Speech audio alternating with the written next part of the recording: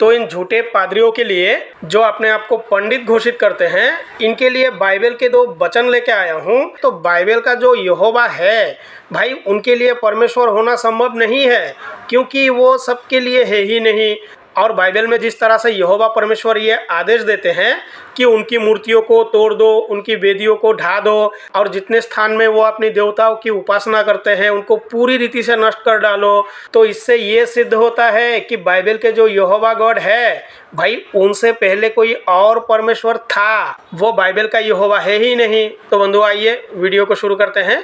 यह है बाइबल की सृष्टि उत्पत्ति। तो यहाँ लिखा गया है, आदि में परमेश्वर ने आकाश और पृथ्वी की सृष्टि की। भाई क्यों की? क्या कारण था सृष्टि निर्माण करने का? यहोवा क्या चाहता है? भाई यहाँ कोई कारण नहीं है। और पृथ्वी बेडोल और सुनसान पड़ी थी, और गहरे जल के ऊपर अंधियारा था। भाई जल के ऊपर अंधियारा होता है या जल के भीतर? तथा परमेश्वर का आत्मा जल के ऊपर मंडलाता था। भाई उसकी आत्मा को मंडलाते हुए किसने देखा था? जो यहाँ लिख दिया। क्योंकि अब्राहमिक रिलीजन में कारण का देखा जाना संभव नहीं है, वहाँ कोई कारण नहीं है। तब परमेश्वर ने कहा उजियाला हो, तो उजियाला हो गया। भाई यहोवा परमेश्वर ने कहा उजियाला हो जा, और उजियाला हो गया। परमेश्वर ने उजियाला को देखा कि अच्छा है, और परमेश्वर ने उजियाला को अंधियारा से अलग किया, और परमेश्वर ने देखा उजियाला अच्छा है। तो जो बाइबल का परमेश्वर है ना, उनके लिए उजियाला अच्छा है, और अंधेरा जो है वो बिल्कुल ही गलत है। क्योंकि देखने की बाद ही वो अनुभव करते हैं। पहले से यहोवा परमेश्वर को बिल्कुल ही पता नहीं था कि ये अच्छा है, ये गलत है। तो इनके यहाँ कारण का देखा जाना बिल्कुल ही संभव नहीं है। यहाँ कोई कारण नहीं है, यहाँ बस मानने की बात है, बस मानो। तो बाइबल का जो गॉड है, जिनको परमेश्वर कहा जाता है, वो देखने की बाद ही अनुभव करते हैं कि ये अच्छा है। भाई यहोवा गॉड को पहले से कुछ भी पता नहीं था कि ये अच्छा है, ये गलत है। वो देखने की बात कहते हैं कि हाँ ये सही है। तो हमारे यहाँ ऐसा बिल्कुल नहीं है। हमारे यहाँ कारण के बिना कोई भी कार्य नहीं होता, वहाँ बस मानने की बात है। आप मानो भाई यहोवा परमेश्वर है, आप इसको मान लो तो ही अच्छा है। हमारे यहाँ कहा गया है कि कोई भी कार्य हो उसका कोई कारण अवश्य होता है। जैसे घट निर्माण में मिट्टी ही कारण है, जिसके बिना घट का निर्माण नहीं हो सकता। घट में मिट्टी ही नित्य है तथा घट अनित्य है। अगर मिट्टी ना हो तो हम घट कैसे बनाएंगे? भाई मिट्टी होगा तब तो हम घट बना पाएंगे ना। भाई घट बनाने के लिए हमें मिट्टी की आवश्यकता होती है ना। घट के टूटने पर मिट्टी शेष रहती है। उसी प्रकार सृष्टि निर्माण में ब्रह्म ही नित्य है, जिससे सृष्टि रचना होती है। सृष्टि नष्ट हो सकती है क्योंकि वो निर्मित है, किंतु उसके नष्ट होने पर भी ब्रह्म सदा रहता है।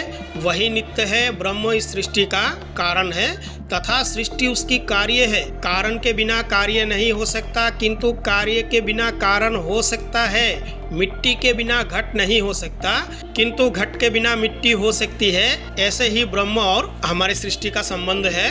भाई हमारे यहाँ सबसे पहले कारण है, उसके बाद ही कार्य है। परंतु अब्राहमिक रिलीजन में आप कारण नहीं देख सकते, क्योंकि वहाँ कारण का देखा जाना संभव बिल्कुल नहीं है। वहाँ बस मानने की बात है। तो उनके यहोवा परमेश्वर ने आदम को मिट्टी से बनाया और उसके पुतले में प्राण फूंक दिया, तब जाके आदम जीवित हो गया। तो मेरा सवाल यही रहता है हमेशा, भाई यहोवा ने जिस प्राण को, जिस आत्मा को आदम की पुतले में डाला था, वो प्राण यहोवा को कहाँ से मिला? ज़रा इसका तो जवाब लाइए। और कोई ये भी कहते हैं कि परमेश्वर खुद ही आत्मा है। अगर परमेश्वर स्वयं ही आत्मा है तो आत्मा किसी मिट्टी से पुतला कैसे बना सकता है? भाई पुतला बनाने के लिए तो हाथ की ज़रूरत होती है ना। हम आँख से देखते हैं तब जाके हम हाथ से कोई पुतला बना सकते हैं। अगर कोई आँख से देखेगा तब जाके वो हाथ से पुतला बनाएगा ना।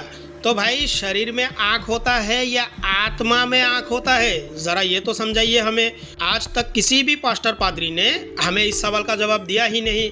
पिछले दिनों भी एक ईसाई भाई से मेरा बहुत ज़बरदस्त तर्क हुआ, तो मैंने यही सवाल उठाया था कि भाई आपका परमेश्वर अगर आत्मा है तो आत्मा मिट्टी से पुतला कैसे बना सकता है? भाई पुतला बनाने के लिए हमें तो हाथ की ज़रूरत होती है ना।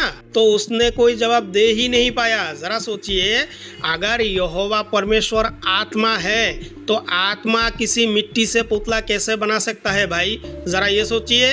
और आदम की पत्नी को कैसे बनाया? उसकी बाया पसली की एक टेढ़ी हड्डी से भाई उसी को भी मिट्टी से बना देते। तो उस ईसाई भाई ने एक भी सवाल का जवाब नहीं दिया मुझे कि भाई ऐसे ऐसे यहोवा गॉड ने बना दिया। अगर आपको खुद मालूम नहीं, अगर आपकी पुस्तक के आधार से आपको मानना ही है तो भाई मनुष्य होने के नाते ज़रा विचार तो कीजिए, क्योंकि विचारवान प्राणी तो मनुष्य है ना। भाई विचार कीजिए, ज़रा सोचिए ये बातें सही कैसे हो सकता है, तो आप सच्चाई को पा जाएंगे। परंतु ऐसा नहीं है, हम सच्चाई को बिल्कुल ही नहीं मानेंगे। भाई जो हमारे पुस्तक में लिख दिया है उसी को हमें मानना है, हम बिल्कुल ही नहीं भटकेंगे, हम सच्चाई की ओर देखेंगे ही नहीं, वो देखते भी नहीं है। भाई जो लिखा हुआ है उसी को मान लो। अगर ऐसा ही है तो आपको सामाजिक ज्ञान भी धारण नहीं करना चाहिए, उसको भी छोड़ देना चाहिए। भाई उसको क्यों धारण करते हो, उसको भी छोड़ दो, क्योंकि यहोवा गॉड ने जो भी बातें बाइबल में कहा है ना वो बिल्कुल ही गलत है, वो 1% भी सही नहीं है। तो बंधुओं वीडियो को लाइक करें, चैनल को ज़रूर सब्सक्राइब करें। धन्यवाद।